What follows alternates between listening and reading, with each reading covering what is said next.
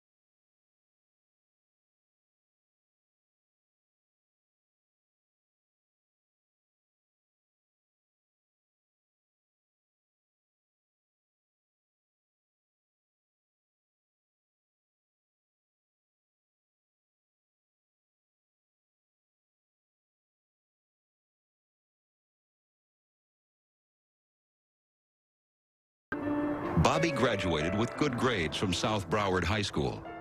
While not an overachiever, he was motivated and popular. After graduation, Bobby enrolled in the local community college and picked up extra money working at a local grocery store. Bobby Kent had ambitions. He wanted to start his own car stereo business. Bobby is a willful kid. He's a goal-directed young man. Bobby is somebody who finishes high school and goes on to college and has plans to go into business with his father. He has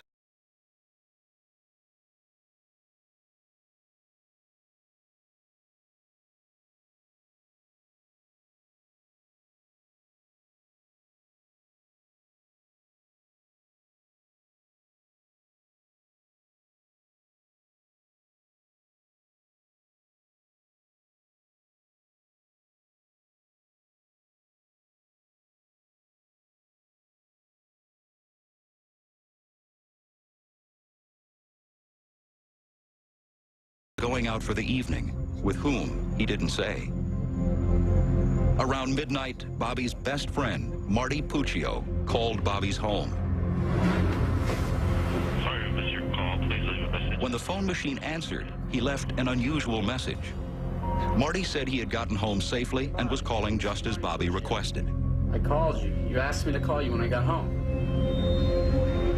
The call woke Mr. Kent, and when he heard the message, he immediately checked to see if Bobby was home.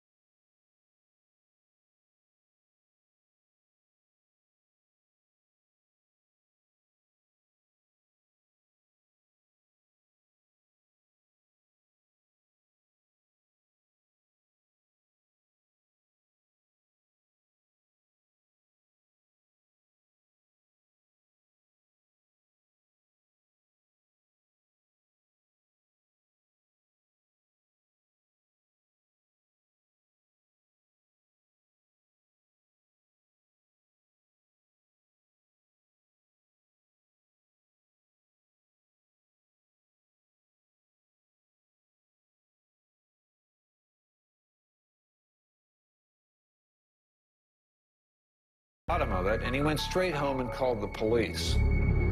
Police treated Bobby Kent's disappearance as a missing persons case.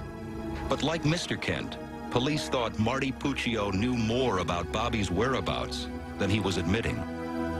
Police taped their interview with Marty. Do you have any personal knowledge as to what might have happened to Bobby?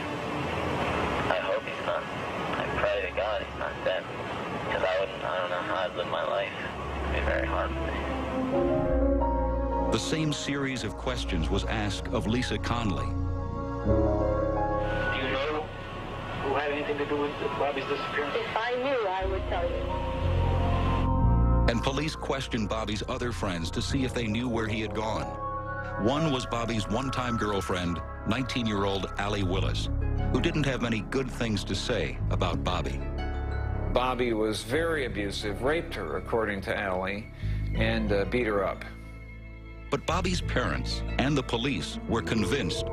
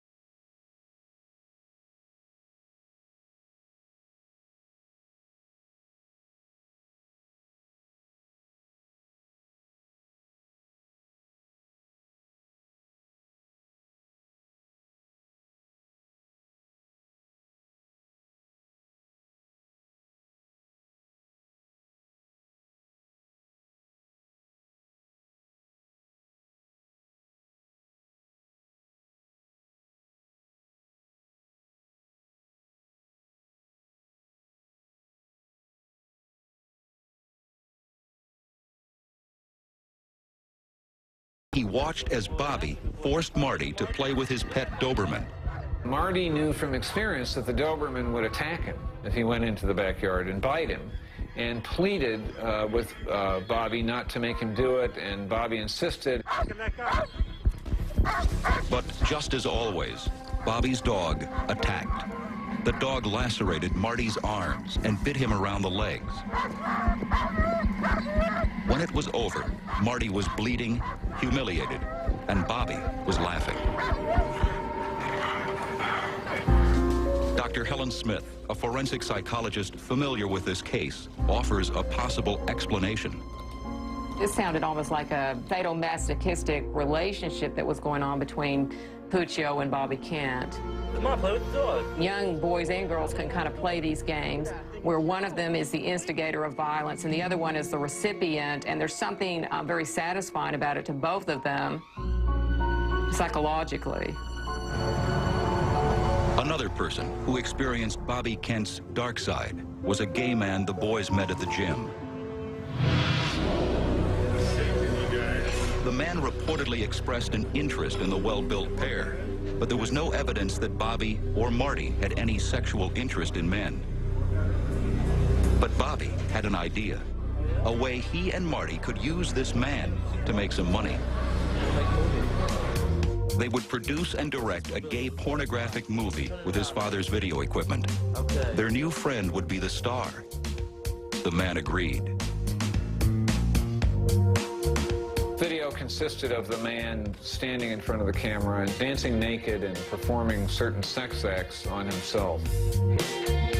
I don't know the details of why they were able to get him to do it. I don't believe that they paid him. I think this grew out of a relationship between the three. When it was completed, Bobby tried to sell the video to numerous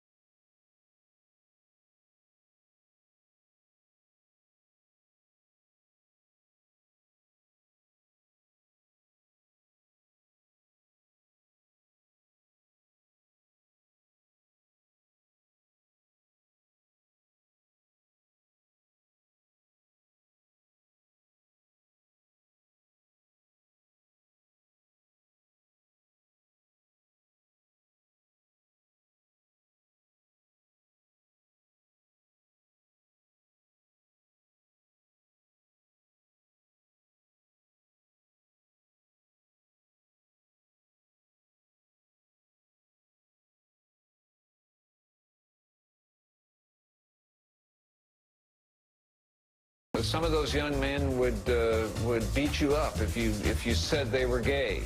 But they do strip for this male homosexual audience who then come up and give them tips and in some instances arrange assignations. Published accounts say that Bobby pushed Marty into dancing at the club. Marty was reluctant, but became something of a hit among club regulars. Marty was dancing on stage at Bobby's insistence, and then they were splitting the money that Marty earned by dancing there. When Marty wanted to quit, Bobby refused to allow it and allegedly blackmailed him by threatening to tell friends that Marty was a homosexual. All that dancing, they're throwing that dog on you, it's humiliating. Lisa Connolly was appalled at the way Bobby treated her boyfriend Marty and would often complain about it. But for reasons only dimly understood, even now, there was a violent undercurrent in relations between the two. And their aggression was often directed at others, mostly those who were smaller and weaker. At the grocery store where Marty and Bobby worked, there was an adult male who was retarded and was a sacker. And they knew when this man got off work. This is a man who walked to a nearby apartment where he lived. He didn't have a car, and he carried groceries home at the end of the day.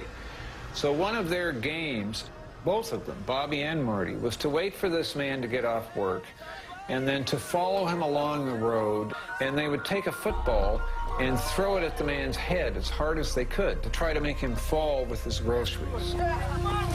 They thought that kind of thing was funny, and I think that speaks volumes about what kind of kids both of these young men were. 4 days after Bobby Kent's disappearance, Broward County homicide detective Frank Ilaraza was told that a body had been found in a deserted location near the Everglades. The decomposing body was clad in the white t-shirt and jeans Bobby Kent had last been wearing. The driver's license on the victim provided positive identification. It was Bobby Kent.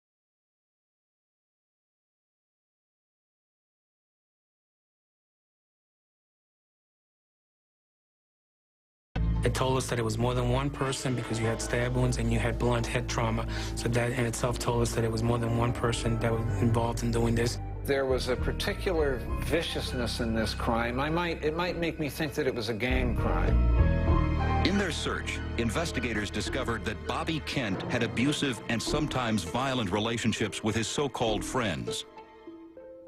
This was certainly true of his best friend, Marty Puccio, but also with Marty's girlfriend, an 18-year-old high school dropout named Lisa Connolly. She was slightly overweight and very self-conscious about it. Marty Puccio, a good-looking surfer type with a highly developed physique, was her first boyfriend. Lisa's cousin, Derek DeVerco, said she was obsessed with Marty. If Marty would have told my cousin to get up on a roof and do a half gator and land in the grass, you know, she'd ask, do you want a 10-point dive? She would have done it. Lisa Conley was no fan of Bobby Kent. Bobby ridiculed Lisa, often calling her Shamu the Whale, a reference to her weight. She also believed that Marty was spending too much time with Bobby and not enough time with her. Derek DeVerco also thought Bobby and Marty were unusually close. When I seen one, the other one's always around. They were like the two M&Ms in the commercial, red and yellow. When you seen one, the other one was around. And another person out of Bobby's past, with her own possible vendetta against him, was his one-time girlfriend, Allie Willis, a 19-year-old high school dropout who was no stranger to law enforcement. She was a former teen prostitute, making $150 an hour working for an escort service that catered to men with a penchant for underage girls. She told friends that Bobby had once raped her on a date, but she never reported it to police. Allie's new boyfriend, 18-year-old Donnie Semenek, also had expressed anger towards Bobby for the alleged rape. In order to determine whether these potential suspects had an alibi for the time of Bobby's murder, the time of death needed to be established. Bobby Kent had been missing for 4 days before the body was discovered. Time of death is usually established in 3 ways. One is body temperature, not workable in Bobby Kent's case since too much time had passed. The body was already cold when found. Another method is to examine the victim's stomach contents and the stage of digestion. In Bobby Kent's case, no identifiable matter was found in his digestive tract. The third method is insect activity. Sand crabs and fly larvae, also called maggots, were feeding on the corpse. It may be very impossible, just given the stage of decomposition, to come up with an estimate of time of death. That's why we use the maggots, because the maggots are a quantitative method of using a scientific means, a natural science means of establishing the time interval of death. Flies have a keen sense of smell and can pick up the scent of a dead body from over a mile away. They'll be laying eggs within the first 2 hours, 3 hours after death, given the adequate environmental conditions. If it's 80 degrees, it's a nice summer day, and we have sunlight, daylight, the flies will be out searching, and if you die, they're going to find you very, very fast. The development of the larvae can tell investigators when the victim died. The warmer the temperature, the faster.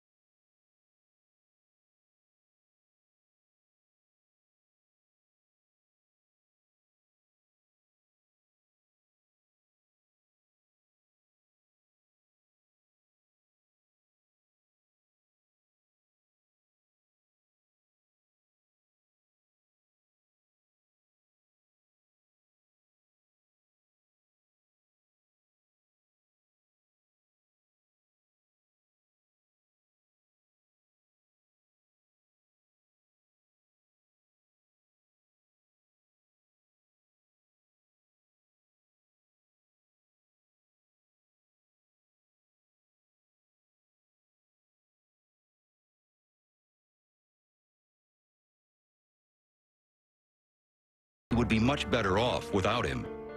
She also saw him as a rival to her relationship with Marty. But how does a girlfriend separate two boys who have been best friends their entire lives? She knew that there was, as I said, a love-hate relationship between Kent and Puccio, and that they were not going to split up unless, it's almost like in a divorce case. Some divorces are not over until one of them is dead. I think there's something really messed up with him. Investigators learned that Lisa made statements to Marty and others that Bobby deserved to die for all the violence he had inflicted on them and their friends. Through informants, investigators also learned of a meeting Lisa had prior to Bobby's disappearance. She gathered a group of friends, some who had a history with Bobby and others who barely seemed to know him. Her boyfriend Marty was there. Allie Willis was too. So was Allie's new boyfriend, 18-year-old Donnie Semenek, eager to avenge the alleged rape. Lisa's cousin, Derek DeVerco, was also there, along with a crack-addicted 18-year-old named Heather Swallers.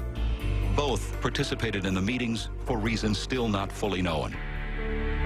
When the group gathered, Lisa laid out a plan to repay Bobby Kent for the way he had treated others. But Lisa was aware the group needed two things. They needed weapons and the help of someone who had experience committing murder. They turned to 20-year-old Derek Kaufman, a 6'3", 240-pound high school dropout, who, like all the others, came from a respectable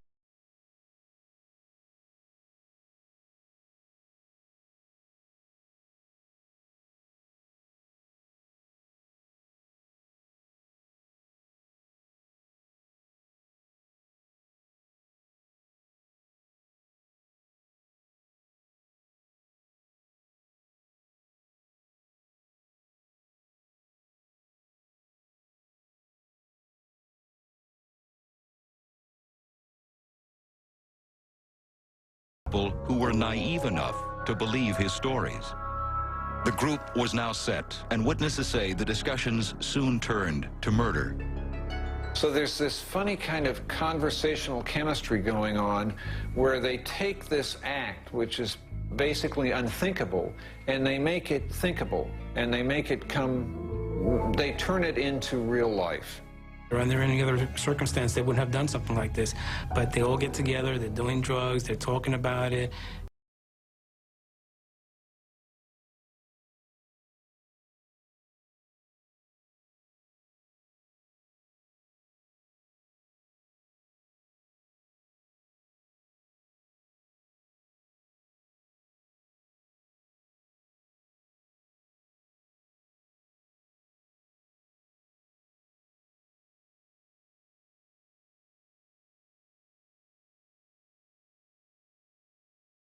Located one scuba knife, and Donnie Semenek brought the other.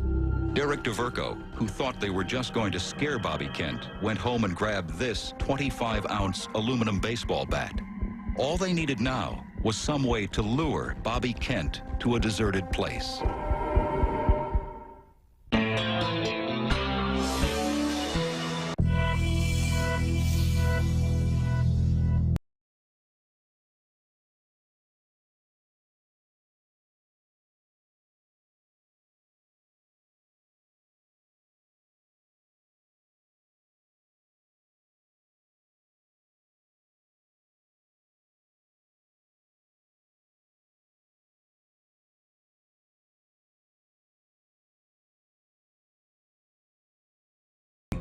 But why would he want his best friend dead?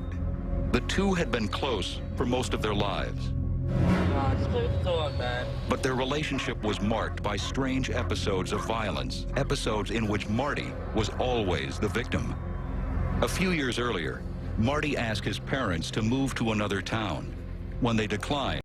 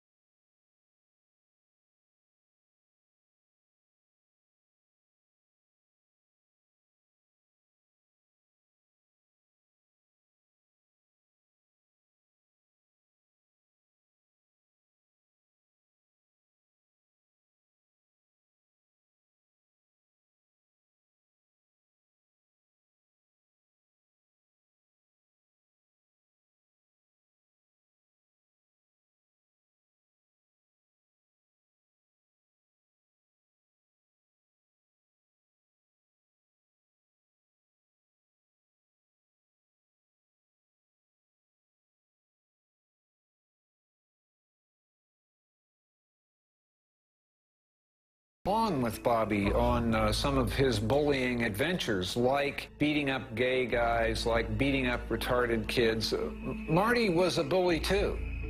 Bobby was just a bigger, stronger bully than Marty. Derek DeVerco gave police the names of everyone with Marty and Lisa on the night Bobby was killed. When questioned by police, with the exception of Marty Puccio and Lisa Conley, all told the same story.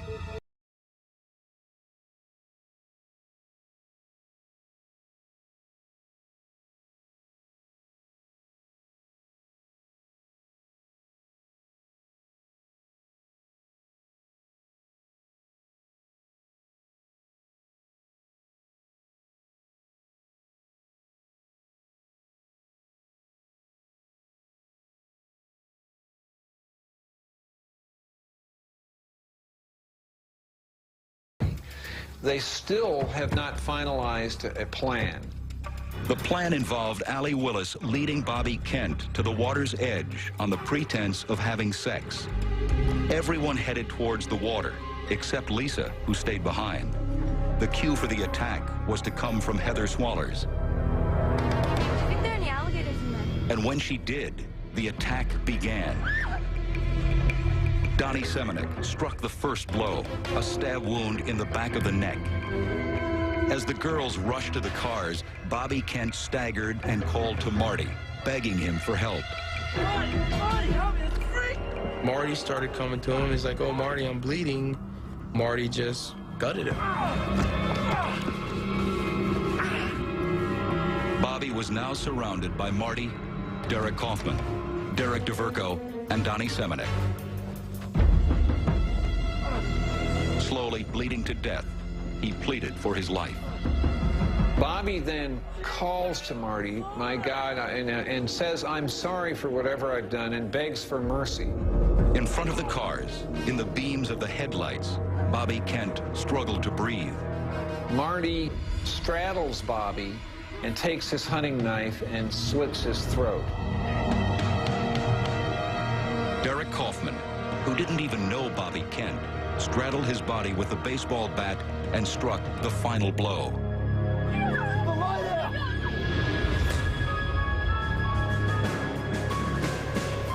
It was like everything stopped.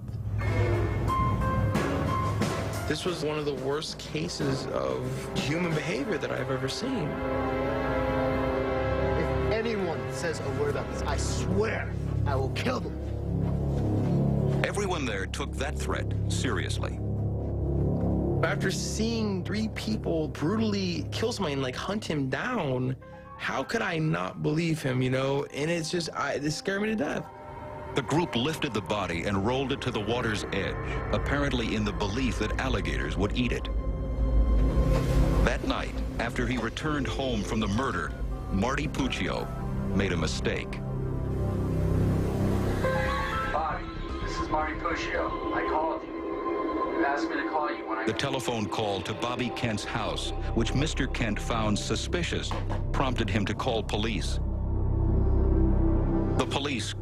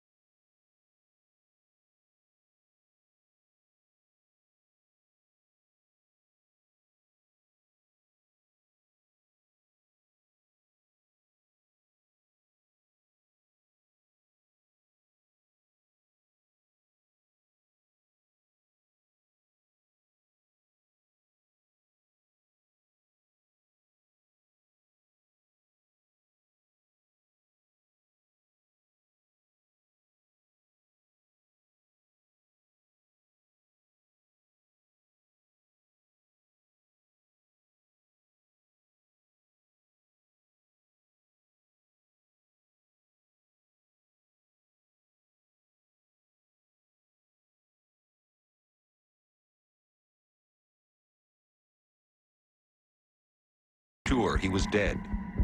Police had no doubt these suspects were telling the truth. In this case, you have the body.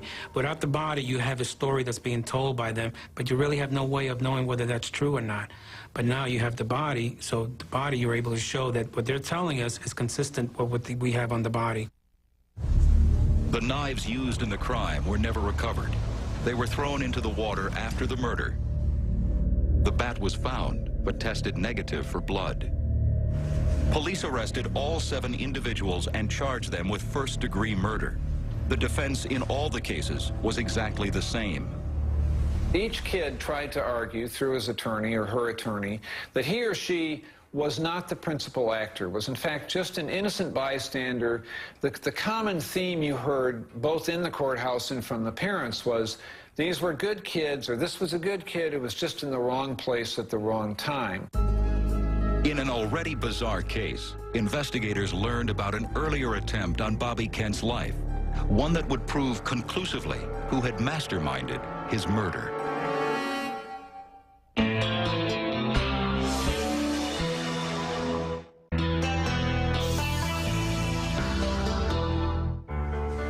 With all of the known conspirators in jail awaiting trial for Bobby Kent's murder, Lisa Conley contended that she was innocent since she was at the car away from the area where the murder took place. Lisa Conley was the ringleader behind this whole thing. She's the one who orchestrated it. She's the one who had a motive for Bobby being out of the way. Lisa Conley was the dynamic leader in the group, and she was the one that initiated it, and she was the one that wanted Kent out of the picture because Kent was interfering with her relationship with Puccio. Lisa Conley kept it going. Lisa Conley motivated the others.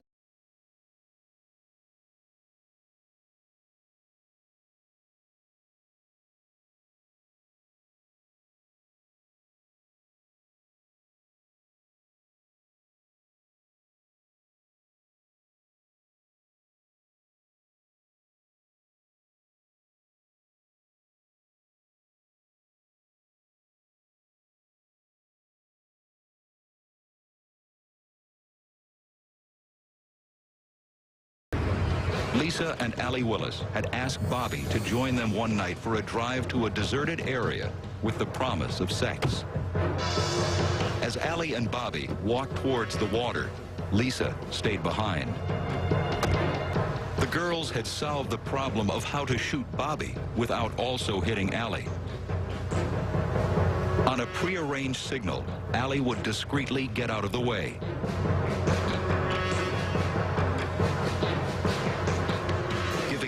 A clean shot.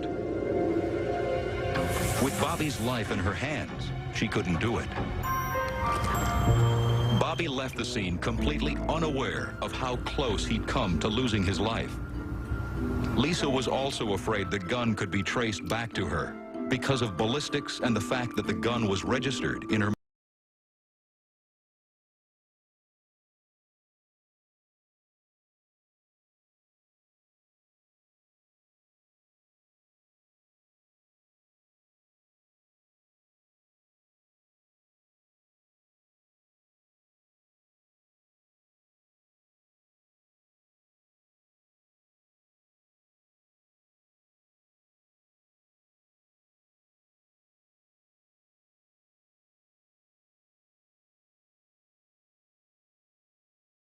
and get everybody else to do it, manipulate people into doing what you want them to do, then you're not responsible. She said up until the end that, look, I'm not responsible. I didn't touch the guy. South Florida, and soon the nation, were shocked by the brutality of the crime. How, the public asked, could a group of middle-class teenagers become capable of such violence? Dr. Charles Patrick Ewing, author of Kids Who Kill, says the answers vary, and that there's no clear-cut explanation. What starts out as an idea or a fantasy only becomes reality when one of the people in the group acts on it. And then that act by that one person unleashes the acts of the others. It gives permission to the others to act out violently, and in some cases it stimulates violence. Among members of a like-minded group, an almost pack mentality can develop, and on rare occasions spiral into murder if one or more members of the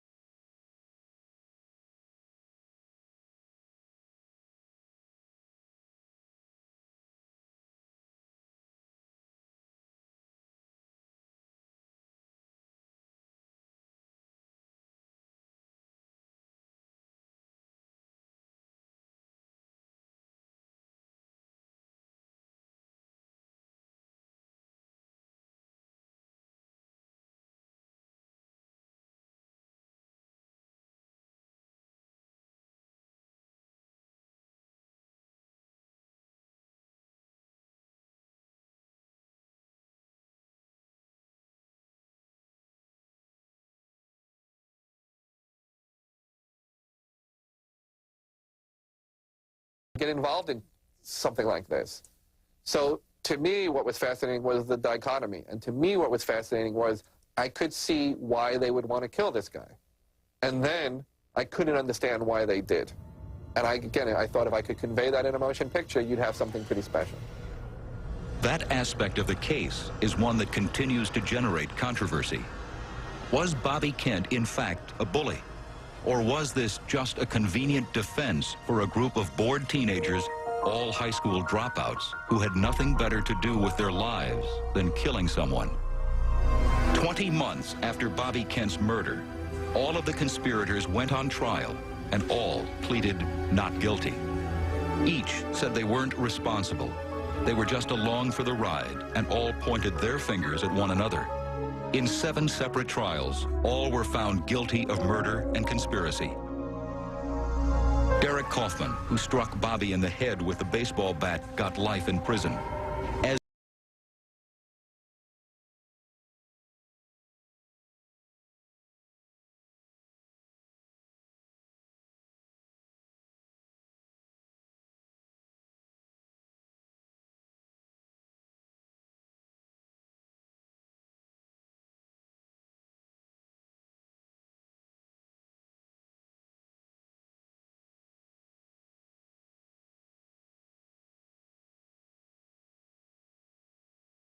case scenario, they were just gonna jump him. You know, it was just gonna be a 3-on-1. They were just gonna beat the shit out of him. So, but like I said, it didn't happen that way. You know, I wish it would have happened that way. for his role in the murder, Marty Puccio was sentenced to die in the electric chair. His sentence was later reduced to life in prison.